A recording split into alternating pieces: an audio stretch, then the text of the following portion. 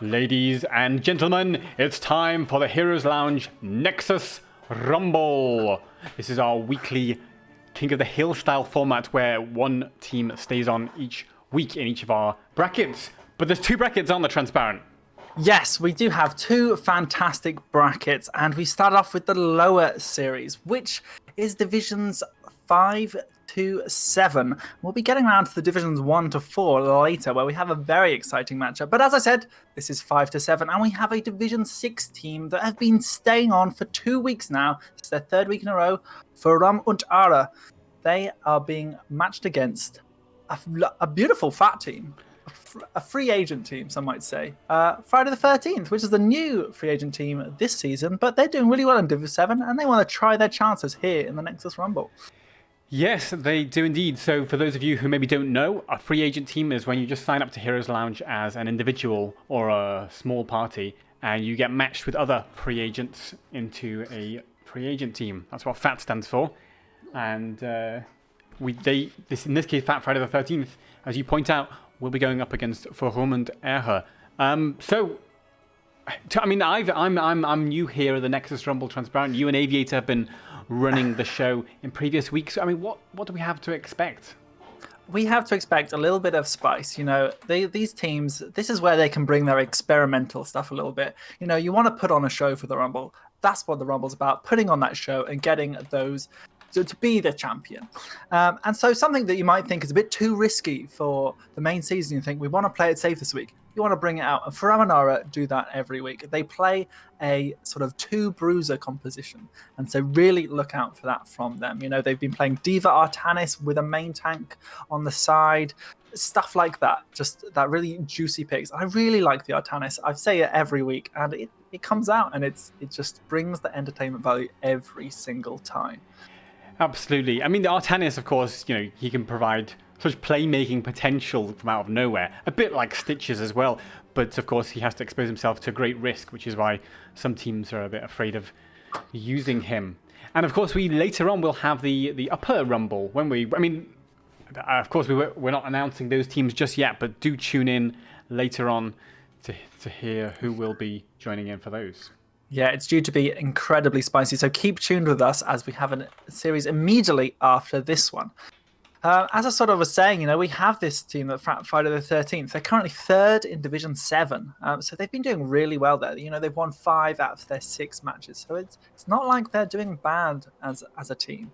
But Forum and Ähre are also doing incredibly well in Div 6, and the sort of the way that the bell curve of the divisions work is quite often the Division 6 and 7, it falls off quite quickly and can show that sort of difficulty, but in the Nexus Rumble, we've not seen that. The Division 7 teams have been proving themselves every week. They usually, you know, have been taking a map off the Division 6 or even the Division 5 team that they face. So they're really something to, you know, to be scared of, because sometimes they just win those late game team fights and they'll go core. They'll say it's a Hail Mary, but we'll go core, and they take it. And that is exactly what we want to see here.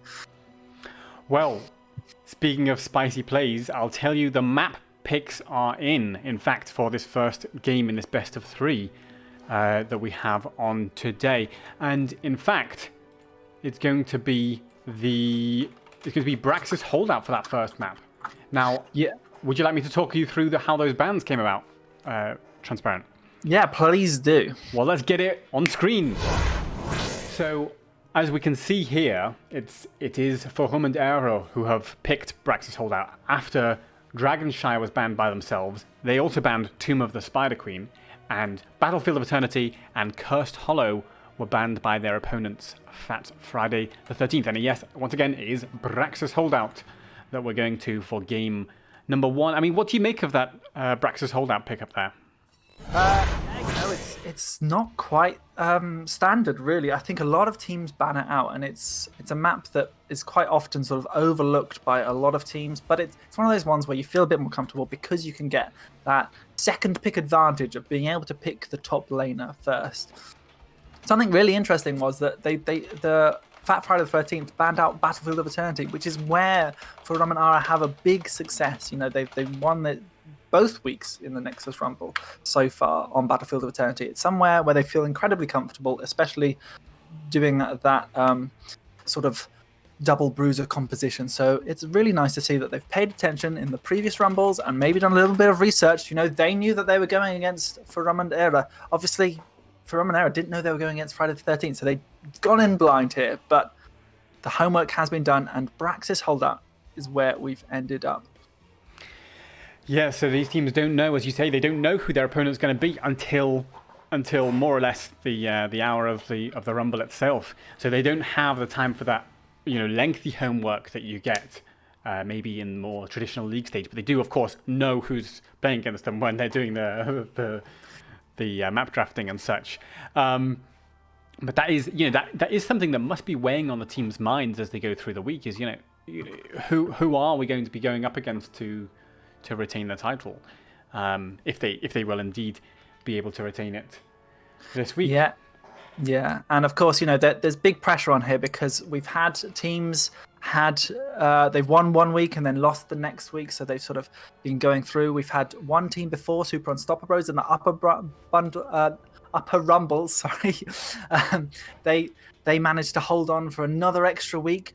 But apart from that, that's the only series beforehand. So today it's the race to see if you can be the first one in the Nexus Rumble to be the champion for 3 weeks in a row.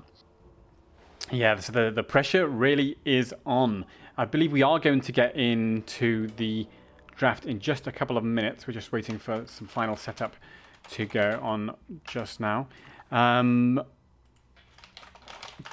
think we are heading into the draft in just shortly. So take us away when we are ready. I believe that is going to be presently. Yeah, and we should be heading in.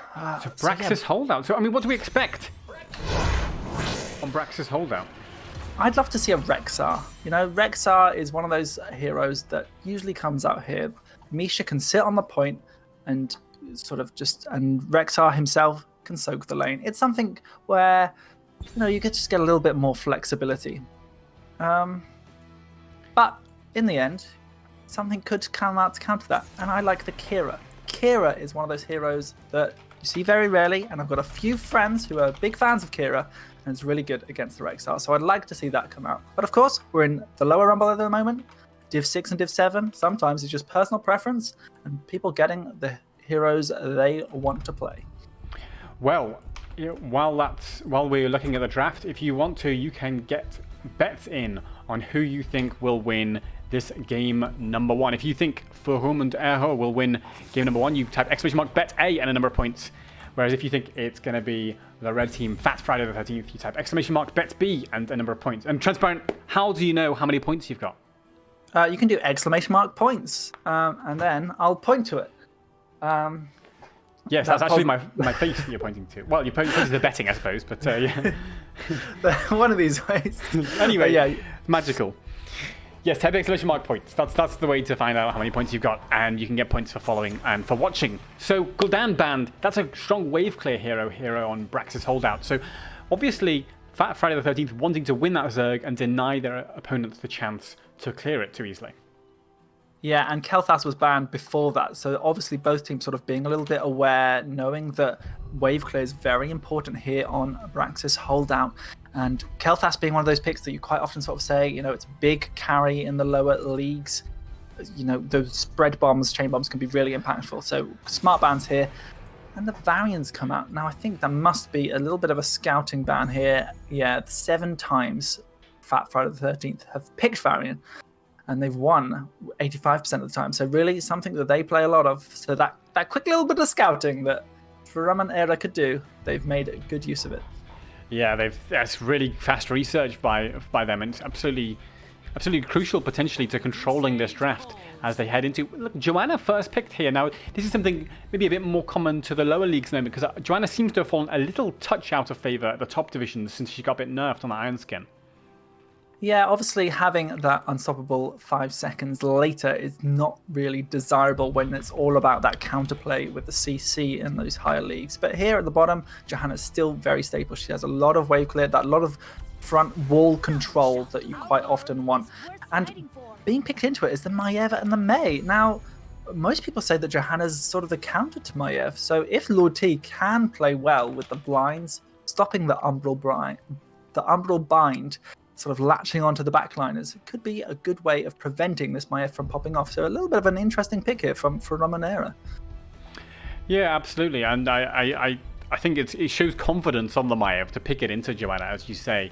But Gazlo, now we've seen a big buff to Gazlo recently in the most recent patch, and he seems to be getting popularly picked in Storm League. So is this likely to be reflected in his strength here in Heroes Lounge, do you think?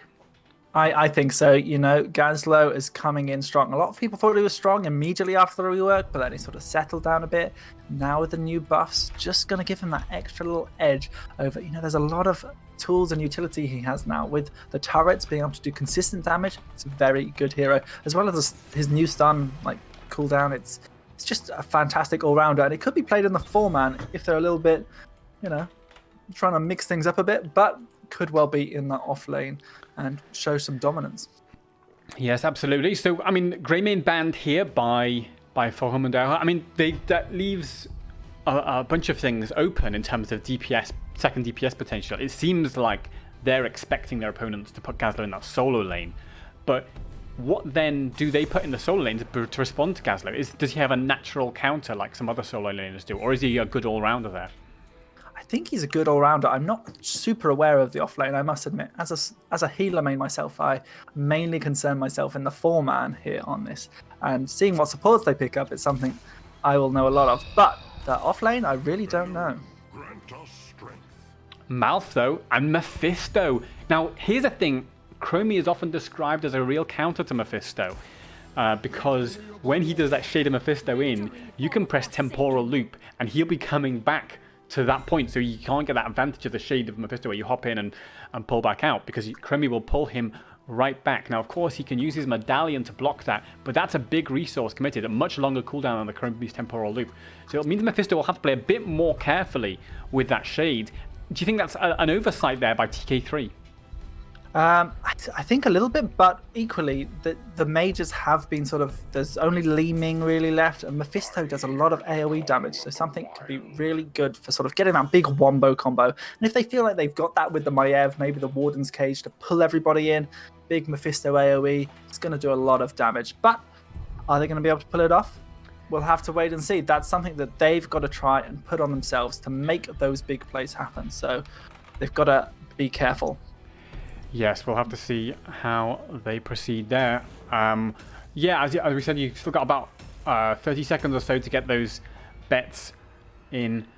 I mean, overall, looking at this draft, what's your feeling here, Transparent? Who's got the edge in this draft? I quite like the Friday the 13th. You know, they're the lower division team, but their heroes are really strong. Sylvanas is going to be good for the wave clear and the push. They've got Chromie for harassment damage and that temporal loop. All round, really nice, solid draft as well. Really nicely rounded out with Johanna. So my bets are going to be going over to bet B.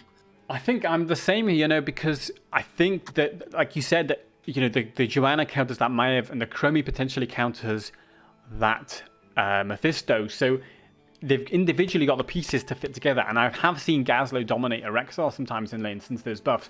So there's a real chance that, you know, early game, Gazlo might control the point, and then late game, Chromie's going to punish that Mephisto, Joanna's going to punish that Maiev. It could be a tough game for Forhum and Ähre. Yeah, and we will have to see what they can do against this team. The new challengers, Friday the 13th, they're going to be seeing what they're going to try and do. But on the blue team, we have the fantastic Forhum and Ähre, our current champions here in the lower rumble. We have Argalan on the Rexar. We have Rudsri on Malfurion, TK3 on Mephisto, Kazim on Maiev, and Sergeant Hater on Mei. And in the red corner, we have the challengers. Fat Friday the 13th with Muffin Trader on the Chromie. We have Sendro on the Stukov, Lord T on the Johanna, Cranky Mero on the Sylvanas, and of course in the top lane, Alcoholics on the Gazlo.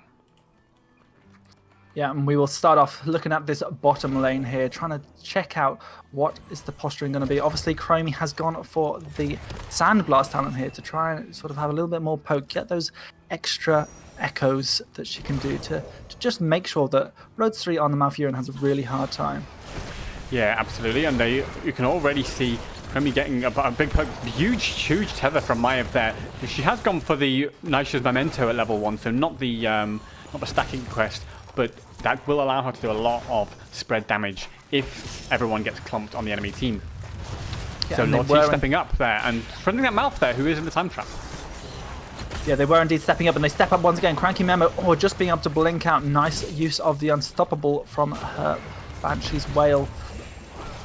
We're seeing them posturing around, but this Kazim on Maiev is really getting a heck of a lot of value. Yeah, absolutely. It was really, really good play. And so it shows the, like we were talking about, you know, picking it into a counter means you're confident on the hero, and Kazim definitely is. Oh, pulling it into the Mephisto damage. And Muffin Trader took a world of hurt there. Joanna is rooted, but shouldn't be in too much trouble for now. But, you know, that kind of pull into the Mephisto combo is pretty nasty for the Friday the 13th team to deal with. Yeah, they are a really good Div 17, but they need to make sure they sort of up their quality here today in the Rumble to try and best this Div 6 team. You know, Cranky Memo is doing a lot of damage, but is taking a lot of hurt as well. But they're the first team to start a camp. I really like this on Braxis Holdout, and I'm glad they've headed over there already.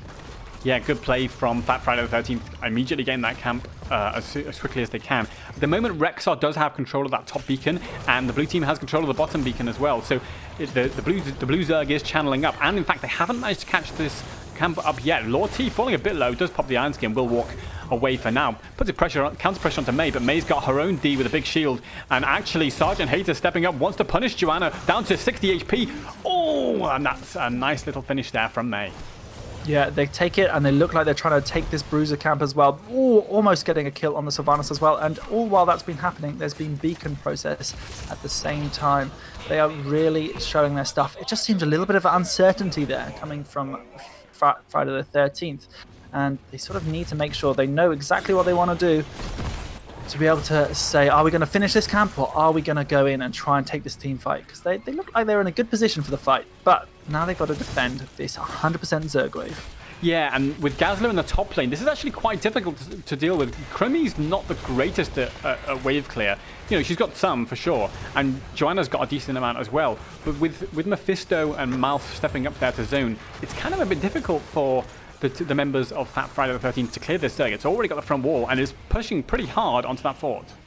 Yeah, we do have the Unstable Poison coming out from Sylvanas, so now that Sylvanas is back, sort of from being on very low HP, she can do a little bit of clearing if minions are nearby. But that fort has gone over to Forum and Ähre. You know, this is an early lead coming strong from our Division 6 team here in the Nexus Rumble. Yes, they are looking very strong indeed, and with only one kill, in fact. You know, it's not like there's been a massive feeding or something going on from one of the teams. It's one kill so far at 3.5 minutes. So it's, you know, not a high kill game, but as you say, quite a decisive early advantage with that first Zerg, securing the bottom fort. For now, it seems like the teams are going to swap lanes, and Gazlo's going to solo in that bot lane while his teammates step up in the top. But yeah, a good early advantage for Hum and Ähre. Yeah, and I think this shows the confidence that you have coming in as the champions, as the higher division team maybe. And really, you know, they're doing incredibly well on the side of Friday the 13th. But I think they just need that little bit of boost of confidence and coordination, and they can really do some damage if they want to. But you've just got to be strong and try and find an opportunity. Maybe when we get to level 10, when Johanna gets that Blessed Shield, they'll come online a little bit more. But we see Kazim coming in with the gang, gets a big pull on 3 heroes, and able to get that Q reset. And Sylvanas is going to go down. That's a nice clean kill here for Forum and Ähre. Absolutely beautifully executed there from the Maiev. I love the way they just kind of all in, and they know they have the confidence as a team to follow up on Kazim's engages and really punish on the tether. And of course, Stukov can't provide the healing to everybody at the same time. Oh, lovely sliding from May. Tries to catch someone of this. It doesn't quite connect. So the other thing, of course, that we didn't mention Fat Friday the 13th are waiting for is that level 8 for Chromie, when she's going to get her heroic before the enemy team has theirs. And that's where we might see the punishment of Mephisto or the punishment of Maiev using that temporal leap as Chromie gets some stacks there. Yeah, Lord T taking a lot of damage for his team. They're trying to make some space, trying to get somewhere where Muffin Trader can get stacked up on those Q stacks. Getting the Sandblast nice and juicy, ready to put Onslaught later on in the game. But they're losing space, they're losing ground. Sylvanas has sort of did a little bit of a gang towards the bottom, but it didn't seem to make anything extra happen. Now, returning to the top lane, are they going to try and make a play before level 10 comes in for Forum and Ähre? I think they will as soon as they have that Chromie level 8, which is coming in a few seconds, and that's the moment when I think we'll see the red team here pull the trigger. Kazim jumps in, not wanting to wait for it, but the level 8 is in, and that's a massive amount of damage onto Joanna on the Lord T. Stukov goes down first, though. Joanna, I think, will be next to fall with no healer available, and Lord T is the next to fall. So it's 2 kills for nothing in favor of Ähre. Oh, I've spoken too soon. There goes Mouth, making it 2 for 1. But 3 for 1 with a juicy tether from Kazim, who's down now, dancing on 150 HP, but Chromie gets stunned there by the maid, brought back into the Mephisto damage, and Muffin Trader goes down as well. So it's 4 kills for 1 in favor of the incumbent champions here. Yeah, Chromie did a lot of work there. Very unfortunate that they went down at the end of it, but they were so close to getting a couple more kills. And I think had they just had that little bit more advantage, maybe not being 2 levels behind, they would have come out on top on that team fight. So I'm really hoping for good stuff from them once we get post level 10. Yeah, I mean, if you look at the damage numbers right now, Chromie in the lead in damage, and Gazlo, by the way, a close second. So the damage is definitely on the side of Fat Friday the 13th, but it's the execution that's just in favor of Ähre in these fights, as now they are pushing as well with their Zerg, and they have the level 10, so there's basically nothing that Fat Friday the 13th can do to save that fort. Yep, it's gone down, and we've got 70% still left on this Zerg wave. Sylvanas is trying her hardest to blow up those minions to deal with the rest of the Zerg wave, but so difficult when Mephisto is putting onslaught on onslaught, getting these lightning rings after one another. It's really hard for the red team to deal with this. Oh, Maev, are you getting caught here? Kazim, no, jumps away nicely. As Lord T, in fact, gets counter-stunned, and Maeve wants to come in with the big avalanche onto Chromie and Joanna. Mephisto's there waiting to follow up the damage, and Maev goes chop on Chromie, who's already dead. Lord T getting absolutely massacred as well. That's 2 on the deck, and they might be going for keep here already at 7 minutes and 40. Yeah, it was beautifully played. They had the route already ready. As soon as that avalanche popped off, there was a route there from the Mouth, from the Mephisto, and the rest of the damage came through. Nice 2 quick, easy kills here for them. But Maev's not ready, done yet, but the silence comes out. There's a beautiful silence there. Save Cranky Mouse, and the Gazlo tries to come in with the combo, but it does just miss. Are they going to be able to save this keep? It is being killed by roaches, but it does indeed get saved. Yeah, nice rotation from Gazlo to stop the blue team going all the way on the keep here, and they have managed to save their keep, so they're only down fort, so it is very much comebackable, if that is a word. So one thing I really wanted to mention, which is quite interesting, is, we were talking about how Chromie Temporal Loop can be a good counter to Mephisto.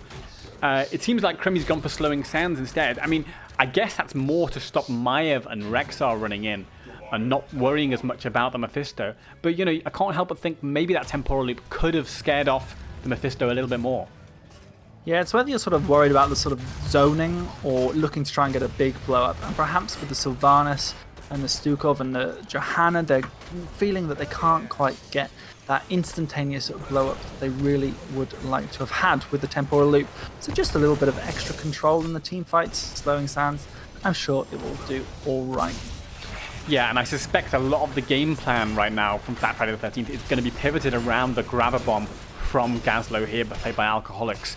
So I think a lot of it will depend on whether they can hit those big grabs, and obviously Fat Friday the 13th are banking on their Gazlo player delivering there with the grab bomb and hoping that will set up Chromie to do a serious amount of damage. Blessed Shield doesn't quite hit. Lord T now has to retreat to try and deal with Sergeant Hater on the May, but it gets caught in the avalanche instead. Maev throws out the zoning spirit there, but Stukov is completely caught out, and Malfurion's surely going to deliver the finishing blow. So Stukov goes down, and they want to chase for more. The rest of the red team tried to chase down Rexar, but he looks like he's getting away nicely. This beautiful time stop here from the Chromie enables the rest of the team to be able to get out. The Gazlo tries to do the combo onto Sergeant Hater, but he is going to get away with 25%. Meanwhile, Maev is just cleaning up everywhere else. And this is another 3 kills for the side of Furum and Ähre. I mean, it's so back and forth, and yet it just feels like Furum and Ähre are just clinching it in these fights.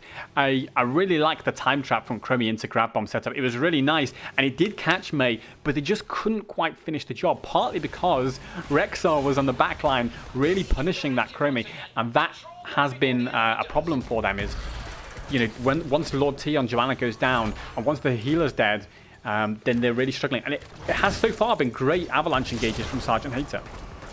Yeah, and it's been doing a lot of work. The follow-up as well from Rhodesy is really, really good. This is a nice, solid combo that they must have practiced a lot together.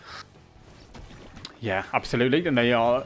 It really shows, and we often say strength in Heroes Lounge is often about practice as a team. Iron Skin popped by Joanna. She wants to go in, but Mayev's waiting in the wings for the backliners. I don't think Gazlo can get his grab bomb off in time. There's the Warden's cage. Already Chromie's been melted. Stukov as well. The grab bomb, though, is absolutely huge onto 3 members. Can they finish off the mouth? Joanna's still alive, wanting to put the pressure there. But no, it's a 5-man team up. Absolute disaster here for Fat Friday the 13th. Oh, it looked so good. It looked like the Warden's Cage was almost going to reverse the close-in with the grabber bomb, but it was just a couple of seconds behind when they needed it. All the damage was dead afterwards, and it's allowed for Ähre to get this boss play with another 100% Zerg wave, which is going to put an incredible amount of pressure on this core. Absolutely, and this is a really tough situation now for Fat Friday the 13th, because they're down a talent. In a second, they might even be down 2 talents once this front tower and the wave goes down, because Forum and Ähre are going to be level 16 very soon. There it is, 16 versus 12. This Zerg is going on keep, and after that, it's going to go, as you say, onto the core, and they're marching in. The champions looking very strong right now in game number 1. Yeah, this is, of course, Brax's Holdout, a map where it's a bit unusual, but the big pull from Kazim. Cranky Mero able to blink away from it. Nicely done. The Gazlo's trying to go in with the combo. The bit damage onto Kazim. Kazim falling low and low, but with the Vault of the Wardens, it's proving fine, and the Malfurion keeps him alive. Beautifully done here from Forum and Ähre, and that's another almost team wipe for them. The combo was so good once again, but it just proved too much with that level advantage. GG's and well played to our current champions, Forum and Ähre. Absolutely incredible game number 1 there from the champions, as you say. And credit to Fat Friday the 13th, who had some absolutely huge grabber bombs. They had really nice sustained damage from Chromie, but it just wasn't enough to clinch it. Partly, I think you got to give a lot of credit to those avalanches from May and that combo into the mouth, into the Maiev, and it's just brutal every time. Yeah, it is so hard to deal with the coordination that they had. And obviously this is Brax's Holdout. It was the map choice for Forum and Ähre. Maybe Friday the 13th aren't quite ready for this map. Maybe there's just sort of somewhere they're not quite feeling 100% comfortable with. So we'll have to see what game 2 takes us to, as they may find themselves having a little bit more confidence somewhere else in the Nexus. Yeah, so we await to see what they choose to do for game number 2. But yeah, definitely a really interesting game number 1. I mean, if it's hard to read too much into it, but I have to say, like I say, that combination from the May into Mouth into Mephisto, pretty savage, and it seemed like that gave a slightly stronger edge to them in the team fights than the Gazlo grabber bomb into Chromie damage gave for their opponents. So, it's hard to say whether that comes down to draft or execution. For me, it felt like it was on the execution side that Forum and Ähre really had nailed that combo, and I think that might be something that their opponents are looking to deny as we go into game number 2. Yeah, they do need to think about it. They need to think, what is our strategy? What are we trying to achieve? Because if you're both looking for combo combo coordination compositions, whichever one falls slightly behind is gonna lose out, and that is what happened to Friday the 13th. They fell a little bit behind, a couple of rotations, and just that objective, not quite getting the channel time, being bullied off the points, and there was just a couple too many nails in the coffin. But they've chosen to pick their favorite map this time. They've gone for Alterac Pass. Alterac Pass. Now that is indeed spicy. It's very macro focused. A huge map. How are the teams going to play this differently? Well, the Chromie is probably going to be a big priority once again. You see the Chromie as a sort of big threat that can poke things and delay the objective time and time again. Really is something that you have to watch out for here, as well as the Junkrat. Junkrat is something that can pop in. And I think Forum and Ähre have played it in the past. I'm not sure. I might be getting confused there a little bit. But it's a strong pick. These long-range things, like Li Ming could come in here. That's another mage that puts out the damage at a distinct range to be able to contest those objective channels.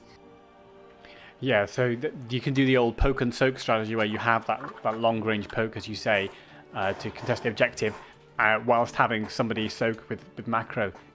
Maybe it's a global hero like Ähre, maybe it's a Falstad, maybe it's an Abathur. So we might see a bit more a macro pivoted draft, and as you say, poke to kind of slow people capping objectives. Are there any other ways do you think they might play this, or is that the kind of standard normal way that teams will play this? Well, you need to, of course, have something to take the camps. That's usually a big priority here. And the Greymane being banned out in the second rotation might enable the Friday the 13th to maybe pick it up in the first sort of couple of picks instead of the Chromie or the Gazlo. Instead, they might just prioritize that over the other picks. So I'd like to see that. You do have to make sure you get it sort of almost on cooldown every time. There certainly are many different ways to play this map, and it can you can delay it a lot and come back in the late game. It's quite often going to those late stages because of the additional armor on the core. So maybe we will see something like a Zul'jin if we're feeling incredibly spicy. So really building into that late game, you think? That could be, that could be very interesting. And don't forget, coming up later after this, we'll have our Upper Rumble series, where the current champions, Phobos, will go up against an as yet unnamed challenger. Yes, I can see a few of them in the chat right now, eagerly waiting to know who are they going to be against? Who is going to be this mystery team that we have to defeat? And they will have to wait until after this series, in approximately 45 minutes to an hour. But whether, for now, Friday the 13th can get themselves to have a third game, have to wait and see, as Ähre looked incredibly coordinated, incredibly strong in game number 1. Yes, indeed they did. I mean, so definitely the momentum is with them for sure. And in fact, Friday the 13th will feel under pressure now to come up with something a little bit different. I mean, I suppose it is the challenge. I mean, this is the question, I suppose. Do they pull out pocket strats? Do they pull out niche ideas, or do they just try and consolidate what they've done well from game number 1 and kind of reproduce that a touch better for game number 2? Is that that's the options, I suppose. I mean, which way do you think they'll lean? I think they're going to just continue as they were. If you're feeling confident, if something worked last game, just do it again. It's really nice to be in that rhythm. And I think Kazim, if he does get that Maiev, if it's not banned out, it might prove to be a very useful asset for Ähre. There are a lot of things to ban out, though. If you're Friday the 13th, you're thinking, right, Maiev was impactful last game. The Mephisto was impactful, but we also have to remember there's Diva still there, especially when they don't have first pick, as well as Imperius. So all of these high priority picks that you're now thinking, what do we ban? What can we counter? I'm not sure. Let's just get rid of the Maiev. And then they have their Diva. They have these power picks that are just constantly in the meta. So really hard place to be right now for Friday the 13th. It is, yeah. I think they've got to have something to do with that Maiev, because it was so impactful, particularly in the early game there for Ähre, in just kind of setting everything up for them, pulling things into roots, into Mephisto damage. It's a really nicely rehearsed combo that they had. So obviously Fat Friday the 13th have to have an answer to that. Doesn't mean you have to ban it necessarily, but it means you have to be ready to deal with it, which these teams hopefully will be looking to do. So yeah, I mean, that is going to be on the minds of Fat Friday the 13th. So Fat Friday the 13th, were you saying they're Division 7 in the normal league play? Yes, Division 7. They're currently 3rd, and they've been doing a grand job. As we saw last game, the Varian was banned out. And I think that's something they've picked up quite often. At this point in the sort of league, you do start to see the play styles of the teams coming out on those stats pages. So that Varian, Greymane, and Tyrande composition that they usually run is something they probably feel very comfortable doing, that blow up, that instantaneous kill on somebody. And they didn't really have the composition to do that last game. So I really feel like they can try and pick maybe different heroes if their favorites get banned out. Just to try and achieve the same, something like an ETC or even some different DPS behind the Johanna, if that's the most comfortable tank for them after the Varian. So I really want to see that come from them. Their playstyle, their way of doing it, have their own confidence, pat themselves on their own back. Yeah, that should be very interesting indeed, and I hope they'll be able to execute, as you say, on their own ideas. I think we are ready to go into though the draft of game number 2 in this best of 3 Nexus Rumble match. Maybe. Possibly, maybe ready. Okay. I thought we were. False alarm. We might be ready very soon. But yeah, so Alterac Pass. I mean, so what's coming out in the first bands? Is it going to be that variant again, or is it going to be something a bit more focused for the map? I think it's going to be that variant again. I think they've seen that as a strength that Friday the 13th have, and they've identified it as something to definitely ban out. So, yep, it seems like we're all ready to go now. Yes, we are. We are heading into the draft of game number 2. So, this time, of course, the blue team, Vorhum and Ähre, the champions, they have first pick because their opponents picked the map. So, you know, what are they going to go for the ban here? Of course, we'll see. Oh, by the way, before you go into those bans, just to say there, you can now bet on who you think will win game number 2. So if you think it's Vorhum and Ähre, you can type exclamation mark bet A and a number of points. And if you think it's Fat Friday the 13th, exclamation mark bet B. So, back to the bans. Transparent, what's going to happen here? What's going to happen? It's got to be the variant ban. They are now first pick. They're in control of the early part of this draft. It is definitely something that you want to consider. You want to get a power pick of yourself, and quite frankly, I don't think Romanera, I don't think they care about the variant, so they're going to ban it. But no, it's a Kel'Thas. Well, we say it all the time. I mean, Division 6 and 7, they really prioritize that Kel'Thas is the most picked, most banned hero consistently in Divisions 6 and 7. And those of you who watch the draw show, by the way, when is the draw show, Transparent? Answer, it's in 3 weeks and 6 days. On this channel, and you can watch. That's where the groups are drawn for the playoffs. But they'll know that we usually have a look at the statistics from each division, and actually, Kel'Thas very very popular in terms of picks and ban priority in Division 6 and 7, but not so much in the higher divisions. Yeah, and you have to be careful of him. He does have the big stun. He does have these AoE abilities that can clear the waves and do a lot of hero damage. So I think it's a warranted ban if you're not quite sure how to play around all that. But we see the Li Ming ban coming in instead of the variant, so that's a hero they're scared of. They're looking to sort of close out these major picks. Maybe they're going to pick up the Chromie themselves.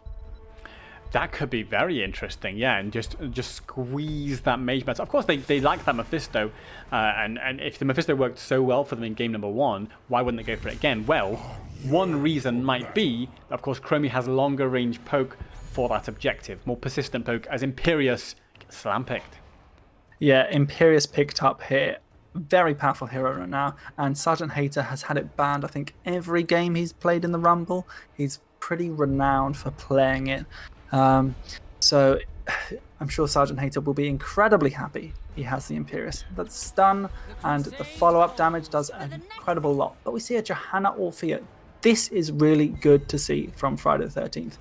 Orphea is going to be an incredible asset for them, I think, in these team fights. Yes, and she's quite mobile as well, which means it can be hard for Imperius to hit her with his skewer if she's not already CC'd by something else. Now, that's why we might see, for example, that Malfurion coming out again for Vorhum and Ähre, or they may go for something else to set it up. They've gone for the Anna Sleep, also great setup, and there's that Chromie, exactly as you predicted, Transparent. Yeah, so this really is looking like a long-range poke composition until someone's a bit low or a bit too far forward, and then they're going to strike. They're going to get the sleep, they're going to have the follow-up stun, and they're going to have a nano-boosted Chromie to all chip that off. A big amount of damage to just annihilate whoever is in their way. Johanna does have her Iron Skin, and Lord T is going to have to be on it if they're going to try and avoid any of this combination coming up for Vorhum and Ähre. Yes, absolutely. And it's a slight role shift, by the way, in that Kazim, who played the Maiev in game number 1, seems to be on the Chromie. Of course, there's still 12 rounds still to go, but Kazim seems to be on that Chromie at the moment, on that ranged DPS, which makes it interesting to see what Arlagan's going to play for Vorhum and Ähre there. Yeah, I think it's going to be TK3 probably on a grey main if they can get it, or something similar to that. But whether that grey main is going to be picked up by Friday the 13th instead, we'll have to wait and see. Banning out the Cassia, sort of trying to work out what that means in terms of the draft for Friday the 13th. We've seen the Decade Cane banned out as well for Fulham and Ähre, so there's these sort of mystery bans of what is there going to be, because I think the Tyrande is still a viable pick, possibly, for Friday the 13th. Well, they've gone for that Gazlo again. I respect that. I think the Gazlo was actually, one of their stronger assets in that game number 1. Alcoholics definitely looked confident on the hero.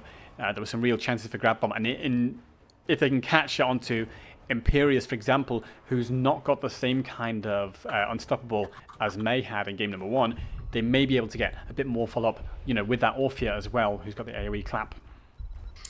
Yeah, and having that, or even just the chompingness around, maybe to slow them down with the Johanna, it's going to be nice. But we see a Samuro coming in here. It is an auto attacker. It's not Greymane. That was taken away from them. But they have the Samuro trying to wreak havoc all over the map with those clones. It's going to be incredibly hard to watch him. But I'm sure he'll be picking up those camps night and day, and maybe doing a bit of damage to that Orphea if she's not too careful. Yeah, and I think from what that says to me for Fulham and Ähre's draft is they're really pivoting towards the macro. You've got both the Rexar and the Samuro there, so I think we're just going to see them focus a lot on soak, a lot on camps, and of course they've got that Chromie for the poking on the objective, as we were saying, before we entered the draft. So it seems likely they're going to go for that kind of poke and soak style approach. That may just completely deny the opportunity for Gazlo and Orphea to get those big combos off. And so that's a really nice idea for Fulham and Ähre, and it makes it a tough situation for Friday the 13th. Yeah, and, with this composition, they've just picked up a Tyrande, which really struggles into the Samuro, I must admit. You can get a lot of auto attacks off, but you don't really have a way to peel for yourself very easily. Obviously, you can try and hit that stun, the Lunar Flare, but it's really tricky, so they need to watch out. I would have liked to have seen maybe an Uther come out from their draft instead, something just to help deal with a little bit of burst and a little bit of CC. But their composition could do well if they are able to coordinate it all and get a bit of macro pressure on. Let's see what happens as we go into game number 2. And on the left in blue, we have the current champions Fulham and Ähre with Sergeant Hater on the Imperius, with TK3 on that Samuro, with Rosie on the Anna, with Kazim on the Chromia, and with Arlagan on Rexar, aka Misha. That is Fulham and Ähre. And on the right-hand side, our challengers looking to get their way back into this series of the Nexus Rumble. We have Lord T on Johanna, Muffin Trader on Orphea, Alcoholics on Gazlo, Sendro on Tyrande, and the Cranky Miro on Greymane. That is Friday the 13th. So, immediately, there has been a disconnect, so I think there might be a pause. So we'll just quickly go back to our faces. But, I mean, so far, nothing too surprising in the talents that have been picked. So the only thing I've noticed immediately, though, is Chromie's Deep Breathing. So going for that W build, not for the Q talents that maybe are slightly more common. But, of course, there was that window a couple of weeks ago when Deep Breathing was very popular. What do you make of that pickup there? I think the Deep Breathing is still very good, and it reduces the mana cost, and it's that additional range ability that can go over the front of the front line. You're able to interrupt the objective when there's bodies in the way, and there's often quite a lot happening at the objective. So I really like that. You have the reduced cooldown, reduced mana cost. It's win-win, if I'm honest. You're not really taking it for additional damage, but that, of course, will help. Whether that will help throughout the whole of the game, because they're up against the Tyrande, who has taken Lunar Blaze, so they've also got that additional range. It's a big, important talent there. But we have seen the team sort of start to split off already, and I'm worried that Friday the 13th are going to be a little bit overwhelmed if there's a couple too many sleeps and stuns, and they're going to have to try and find a good bit of positioning and really work their way into Fulham comp into the late game. Yeah, absolutely. So I think it definitely comes down to how these teams play, as of course, like everything else. But it definitely, Fat Friday the 13th, they're going to be feeling the pressure already in this game. So while we're just waiting for one of the players to reconnect, just a recap, we are in the Heroes Lounge Nexus Rumble. Our winner stays on weekly format, where the current champions for Hum and Ähre are 1-0 up against the contenders for that Friday the 13th, a free agent team from Division 7. And coming up after this, we will have the Upper Rumble as well. Yep, we do indeed. And if you think you could take on either of these teams, whoever is the champions, please look at the sign up. You can do !Rumble or !Rumble sign up to try and find the links there to see what it's all about, and also put your team's name down for next week. This will be Sunday next week. To try and see, I think I'm the champion actually of Div 5 to 7. I think we can beat these teams. So yeah, get involved and try and take on whoever is going to be the winner of this series. Yep, and it's been a really thrilling addition to the Heroes Lounge calendar, I would say. It's really exciting to see these teams contesting, really trying to hold on to that crown week in, week out. And of course, as you said earlier, we're going to see this week whether we can get our first 3 weeks in a row champion. Yes, yeah, indeed. Hum and Ähre are looking strong so far, and they've got themselves a nice little tidy composition this time.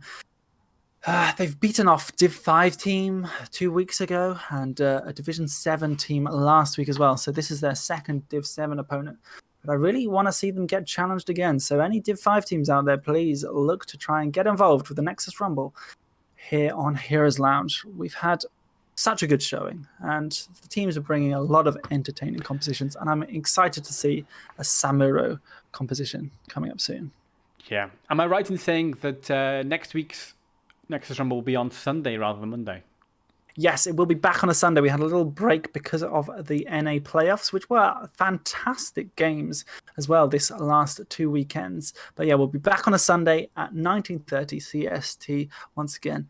19:30 CST on Sundays almost every week, and that's going to be going up for another few weeks indeed. If you're enjoying the Rumble, please do say it, by the way, in the Discord, because we love to hear your praise and we love to hear your criticism as well. If you think it's it's a bit naff, you can say that as well. Or if you think there's something that we could do better in the Rumble, maybe something else, maybe I should put more makeup on or something like that. I don't know.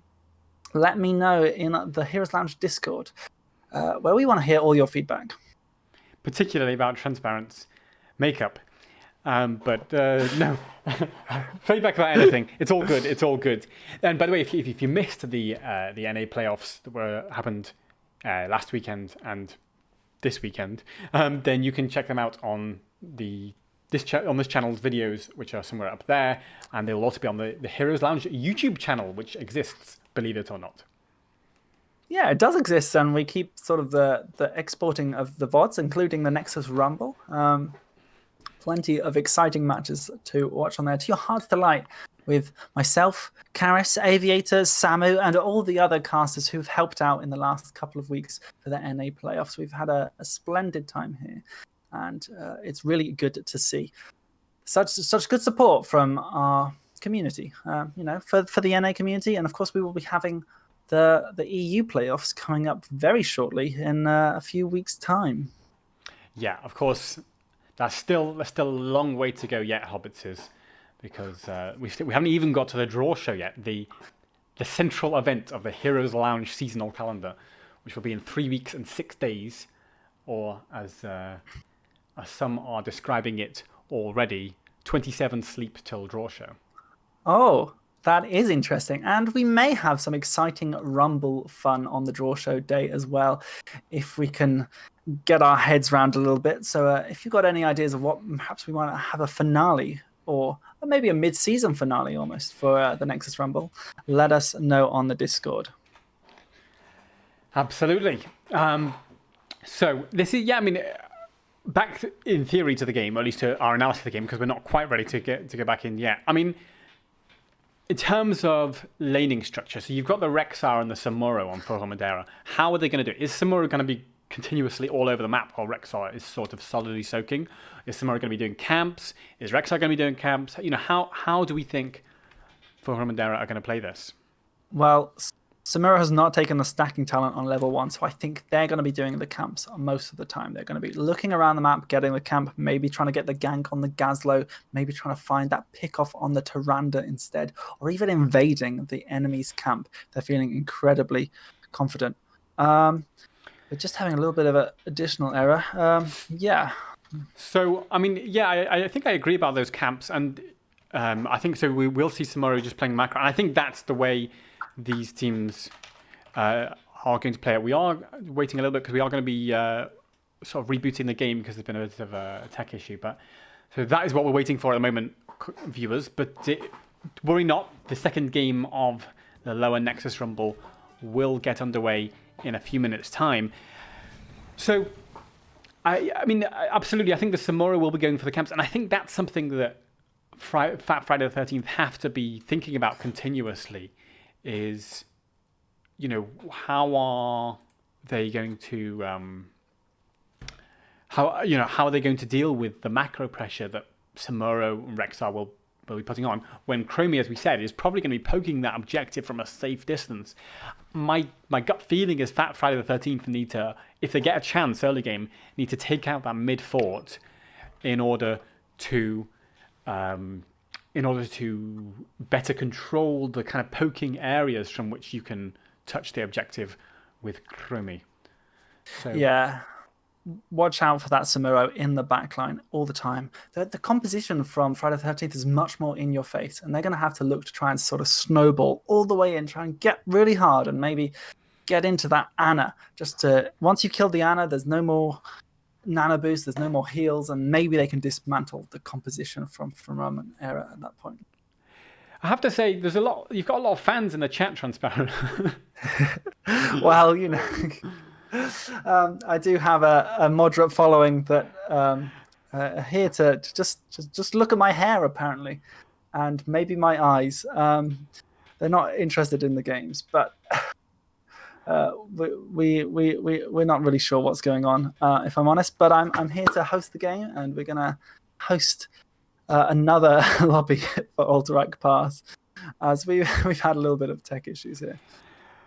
Yeah, absolutely. So I mean, I think it's good to see a lot of support for Transparent in the chat.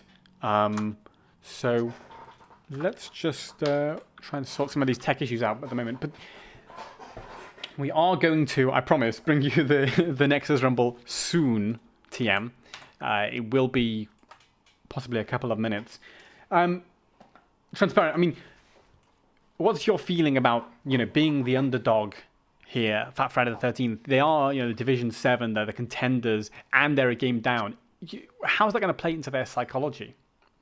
I think it's really tough, and you have to acknowledge that you are the underdogs, but that also means that you can do the unexpected. You've got to make some bold calls, I think, and make those bold plays that you've always wanted to make. Have the confidence in yourself to back yourself and really go for it, because there's no time like now. You're already down a game. If you lose another one, you're going to be out. So you might as well bring it all and try your absolute best. Yeah, I think that's the verdict. I've been told in the chat that this shirt is not my best, which is fair enough. This is just a random grey shirt that I put on, and I also haven't ironed any shirt in about 2 years, so that's also not helpful. Especially not with lockdown at the moment. Well, I mean, last week I did have a plain shirt on, but this week, unfortunately, the plain shirt could not make it. I've witnessed the plain shirt in real life, haven't I? I think you have, yeah. The plain shirt that actually has planes on it. It's a good shirt, and I enjoy it, but it can't come out every week. So instead, I've got the old checkers back on this time, just to bring out my eyes, as might be Risa said, to keep me going. People are asking for a cat cam instead, but obviously that's what DK has, not what we have here on Heroes Lounge channel. As we are waiting, we're almost so close. I don't have a cat cam, but I could turn on the Stitches cam. because we are still waiting for some tech issues to be resolved. So I'm going to go and get stitches because I think that's what the crowd want to see. Fill time. This is the longest we've had to wait in the Nexus Rumble, and I'm sorry for all these technical difficulties. They do happen sometimes in Heroes of the Storm. Of course, we've had a little bit of difficulties just in general with the game last week, but I hope you're all doing well now. I hope you're all looking forward to this lovely Nexus Rumble series, and maybe you're excited to see who Food for Phrobius are going to play. Now, if you don't know, they have been champions for the last 2 weeks now, and they really need to be taken down a peg. So maybe they'll be finding themselves battling an old rival or a new rival. It might be the blossoming of a new champion. But yeah, tell all your friends, because hopefully in about half an hour or a little bit longer, if things don't go too well for and Ähre, we'll have Food for Phrobius going up against an incredible team. So keep your eyes peeled and watch out, as hopefully we'll be getting a map going soon. We will, and it will be Alterac Pass, and I think they'll all pick the same talents again. I think that's how it works. Don't sue me if that's not how it works. Yeah, I mean, so if you've just tuned in, we don't just talk for 20 minutes. This is going to be the Nexus Rumble lower series between Forum and Ähre, the current champions, and Fat Friday the 13th. And the way the Nexus Rumble works is that each week the team that wins stays on to the next week's Nexus Rumble in their bracket. And it's been an exciting series of matches, normally hosted by Aviator and Transparent, but this week I'm Aviator. Yes, you are, and you're doing a fantastic impression. We've got everything sorted, everything coming through. We've been fine. We've had no tech issues ourselves this week, but unfortunately, one of the players has been struggling. The Nexus Rumble has been going from strength to strength every week. We've had 6 weeks so far, and yeah, only a couple of staying on champions. So, sometimes it's been really volatile, changing hands each week. But actually, I think, we found ourselves some good contenders here and some good champions. For Ähre and Food for Phrobius have been showing up well each week, every time.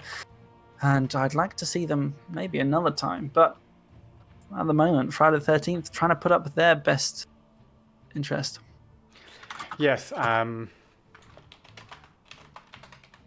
Yeah, and I think that's the natural way. I think we are almost ready to get this game back underway, which I know I've said about 4 times because the teams have been trying to get ready. But we are nearly ready to go into the game. I mean, so I didn't actually see the results of the betting and what people have been betting on overwhelmingly. It seems to be for Ähre with 67% of the bets compared to 33% for Fat Friday the 13th. I think, do you think that's more reflecting the draft or more reflecting kind of the performance from game number 1 that the viewers have seen? I think, they've seen like the little bit extra performance from Forum and Ähre. The draft itself is a little bit more, spicy. It's got that Imperious and the Samuro as well. And if Samuro is played well, it can be incredibly impactful. You never underestimate a Samuro when played correctly. But yes, Imperious, a really strong pick by itself, but Loyalty on the Johanna could do some work against it as well. I am worried to see the Tyrande follow up, because it can be hard to follow up on a Johanna if you're Tyrande. But it could work out well if it's something they've practiced a lot of and they know how to do it. Friday the 13th could have a good shoe-in here for challenging our current champions. Yes, absolutely. And I think we are finally ready to go into attempt number 2 of game number 2 of this best of 3 Nexus Rumble lower bracket. And in blue, on the left, once more, we have Forum and Ähre with Sergeant Hater on the Imperious, with Arlagan on the Rexar, with Kazim on the Krimi, with Rosie on Anna, and TK3 on Samuro. Yep, and on the red team, we have Friday the 13th. Once again, they are the challengers here in the Nexus Rumble Lower Series. We have Lorty on Johanna, we have Muffin Trader on Orphea, Cranky Miro on Greymane, Sendro on Tyrande, and Alcoholics finishing off on the Gazlo. And let's take a look at, once again at those level 1 talents. I mean, it's all the same as we saw previously, but it's their deep breathing for Chromie, as you mentioned, and the Way of the Blade from Samuro. And of course, we mentioned also the Lunar Blaze from Tyrande. Yeah, so these teams are really thinking about the objective. They're thinking about how are they going to interrupt the channels of their opponent's team and how are they going to maybe get themselves back in. But Sergeant Hydra's gone in aggressively with a spear, but does not manage to catch anyone out, and the damage is retaliated back onto him. He's going to have to go back to his side of the map, with his tail between his legs. Yes, he is indeed. 44 seconds and counting, so I think that we may see very soon Samuro heading straight to that camp. Still a lot of blows being traded in this mid lane. They're really underway with this skirmish at present, and the players are definitely wanting to assert dominance in that mid lane, but neither team getting an edge so far. It's not Samuro going for the camp, so it is going to be Chromie and Anna going to that camp. 1 minute for the blue team, and it looks like Greymane and Tyrande for the red team on the other side. Yeah, and Greymane and Tyrande should have a much better time getting through this. Obviously, you've got the trait from Tyrande to be able to smash down one, and Greymane's just such a good hero for taking camps anyway, so they'll quickly catch up on the deficit they had of not rotating straight away. But yeah, Samuro in this top lane is going to be looking to try and catch out Muffin Trader at any opportunity that is presented to him, but it's going to be incredibly hard. Yes, as both teams have now picked up their camp, and so very even play so far. Not really anything between to separate these two teams, as Cranky Mero steps up and starts trying to clear that mid lane. Now, in terms of wave clear, you'd have to say, oh, there's a skewer onto Joanna, but she does have the Iron Skin. We'll step back for now. I was going to say, in terms of wave clear, you would have to say that probably the edge in this kind of 3v3 in the mid is on the side of Friday the 13th, and probably overall as well. If there's a big wave that needs a lot of clearing, that seems to be on the side of Fat Friday the 13th, but I don't think that's going to pose too many problems this camp in the mid for Humandara. No, I don't think it will, and they will eventually get it down. Chromie will get there in the end, and I think what really needs to be thought about is the late game Samuro pressure. Samuro has a big auto attack damage that, putting on structures is going to be impactful, especially if followed up on that cavalry, and trying to cover all lanes when the cavalry come could be quite tricky for Friday the 13th to deal with. So they'll have to pressure hard on these objectives to try and make sure that they're the ones that release their prisoners. Yeah, but Chromie's going to be making that very difficult indeed, using her continuous poke with that W build as well. So we'll have to see how Fat Friday the 13th can execute that, if at all. Now, they're rotating up, looking for a potential gank onto Samuro. Now, that's quite difficult, and TK3 immediately swaps the illusion and walks himself to safety. So it's kind of quite difficult to catch a Samuro with a gank like that. Now, both camps are back up, but only for Humandara so far, the blue team capping their siege camp for the second time. Greymane is going to head to that right-hand side now, try and match that as well. So both teams prioritizing the camp as regularly as they can, but perhaps a slight speed lead for the blue team. Yeah, and it's going to enable them to get in position for this camp. And we see the Samuro expertly using the clones to be able to capture the camp. That is beautiful stuff here. Just getting 3 seconds. But it's certainly made the red team sweat there a little bit and distracted them for enough time that blue team now taking up a little bit of an extra positioning here across the bridge in the mid lane. Well, TK3 is ready to go and do the same thing again, but this time Orphea's going to go and try and contest it. So Muffin Trader there watching this time, very wise observation. Imperious goes in with a skewer onto Greymane. Cranky Mero has to jump out for a second onto that Samuro illusion, but the Samuro will walk away fairly safely. Level 7's in for both teams.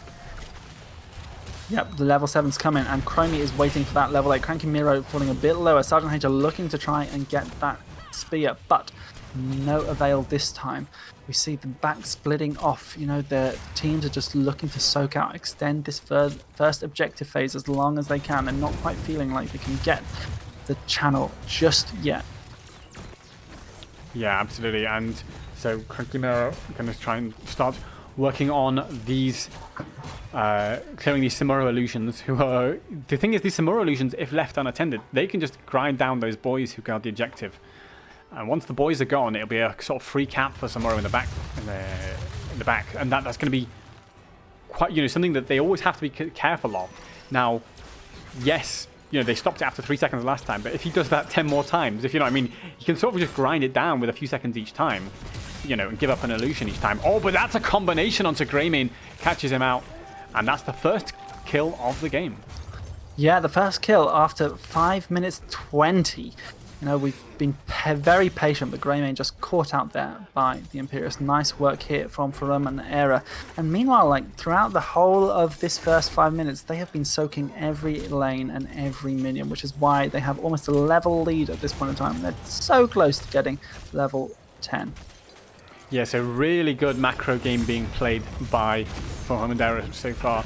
And with that one kill that they got as well, they've turned it into an objective as well. Now they want to. Now there's a counter engage here from Fat Friday the 13th, trying to catch onto the Chromie before the level 10 is picked up. But the level 10 is in now for the blue team, so the red team has to turn very fast and get out of there, and they have done exactly that. But yeah, that window of opportunity has been slammed shut. Yep, and now the red team have to think, how are we going to clear these cavalry as they come charging down. Greymane positions a little bit further forward. Has to watch out because level 10s are for the blue team, but the red team are still yet to get them. They're trying to clear these every lane. Gazlo is trying so hard in the bot lane. But this mid lane is being brought down slowly but surely by Tyrande and Greymane. Yeah, and with that, the level 10 will be picked up here finally by Fat Friday the 13th. So they have got the Blessed Shield, the Grabber Bomb, and we will see shortly what Greymane is going for. Go for the throat. So that is really looking to finish off those kills. They really want to go all in, I suspect, and start chumping up some enemy heroes.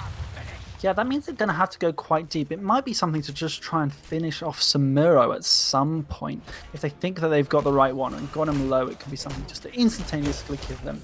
But it's really tricky, and the Cursed Bullet could have been useful here against the Imperius with a bit of a lockdown. But we do see the Eternal Feast coming up from Althea. Now this is really good. If you can get the big group up with the Johanna slows, can be really nice.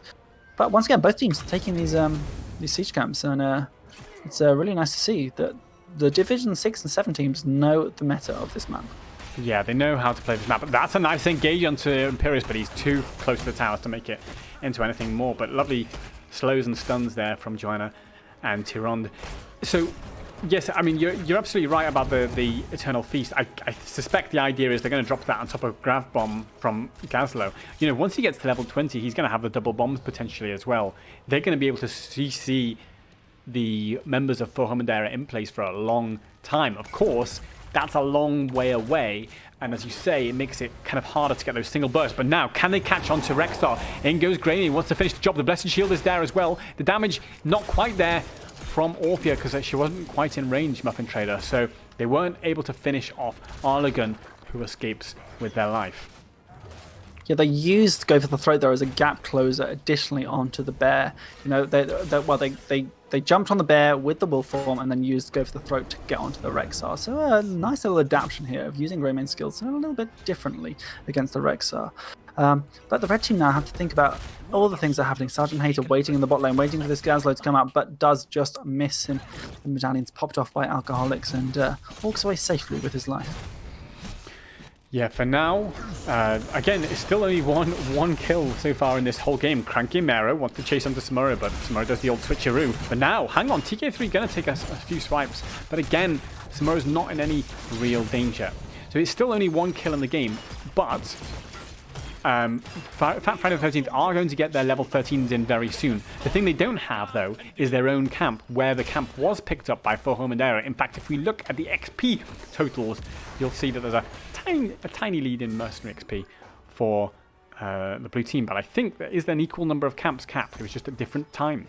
Yes. Yeah, the red team were a little bit earlier and the blue team got theirs a little late. So now the red team have the opportunity to get that asymmetric.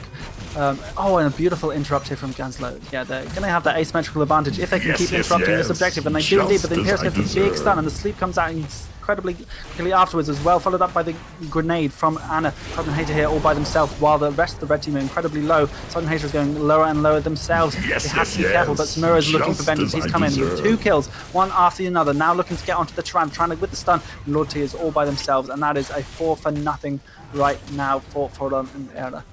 Yes, absolutely. Yes, By the way, yes. if you heard Just as I deserve. Alarak talking during some of that fight, it is because Tiny Owl has just gifted a whole suite of subs to people. So fantastic stuff from Tiny Owl. Thank you for Yes, supporting that. And just as I I deserve. think that is the last of the noises for now. But yes.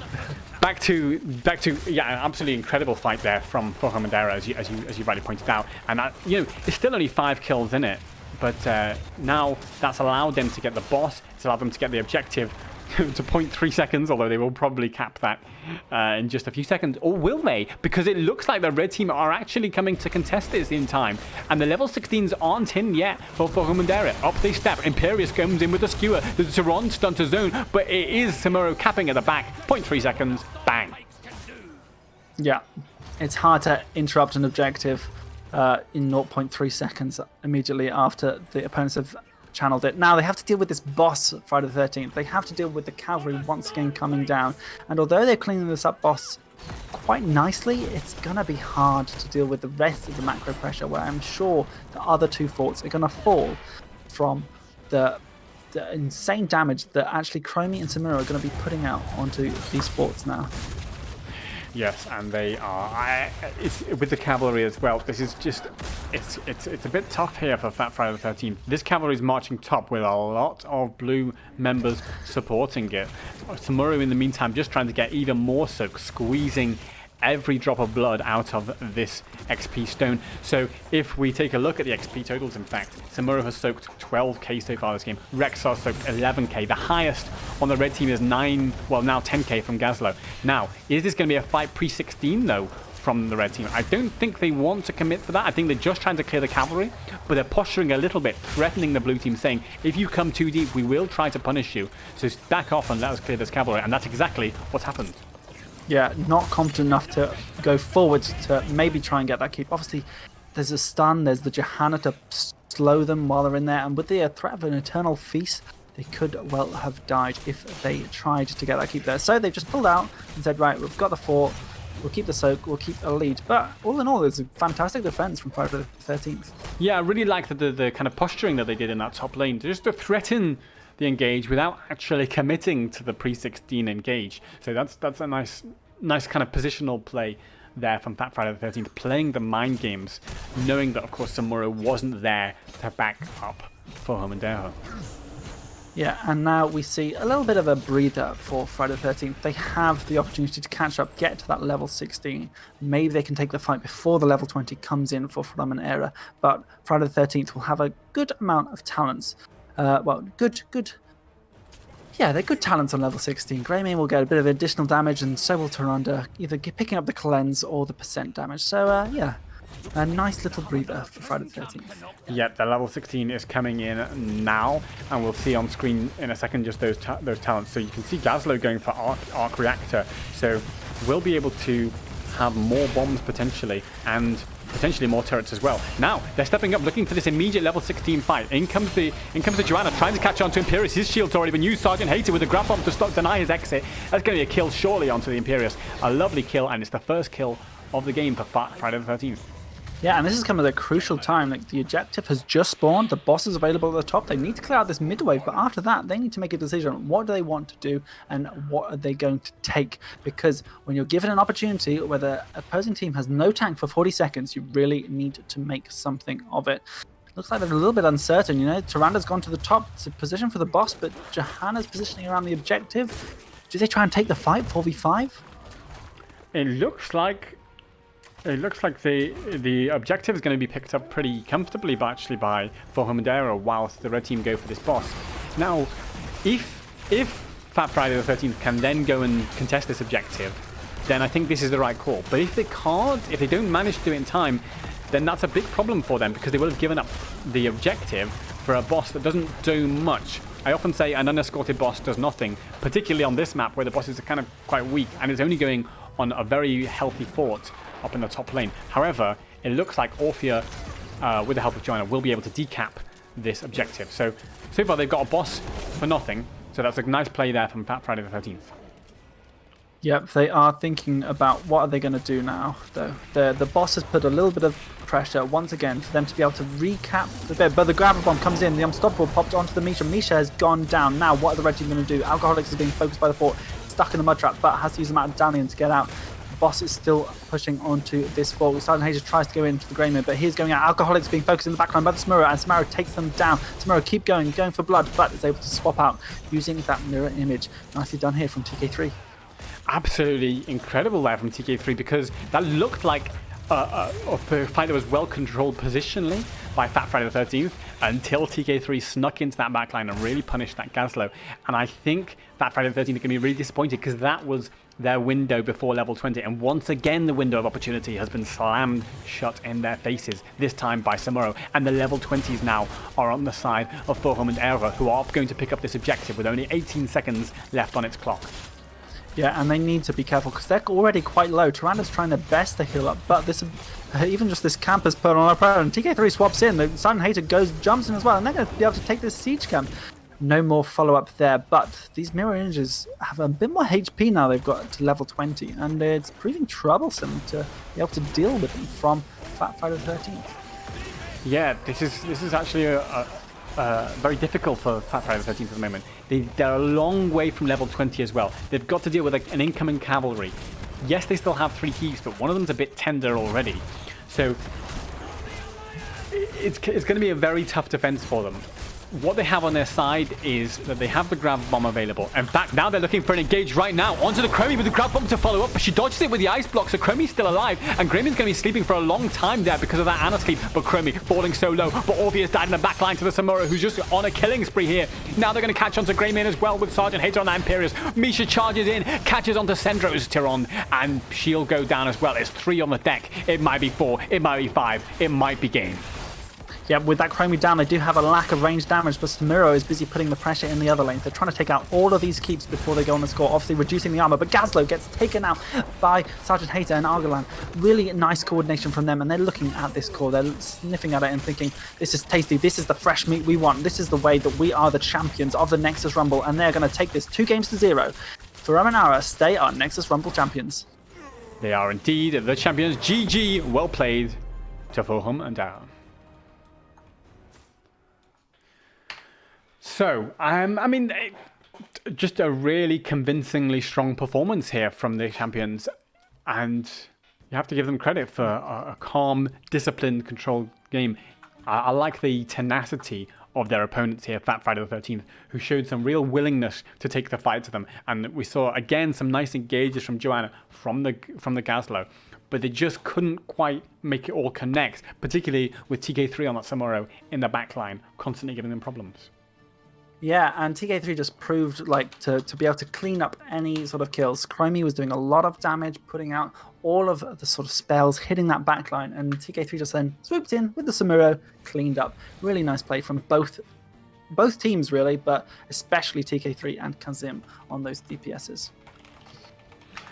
Yes, absolutely. So we are almost ready to go into the upper rumble soon as well, aren't we? So the incumbent champions in the upper rumble is going to be Food for Phrobius. Is it time, Transparent, for us to take a short break and then come back and announce who they'll be going up against? Yes, yeah, we will be taking a very short break. Don't go anywhere because we have an incredible series here with 2 Division 2 teams that have a little bit of past beef, and we'll see if Food for Phrobius can keep their crown against this team. So yeah, stay with us on the Nexus Rumble.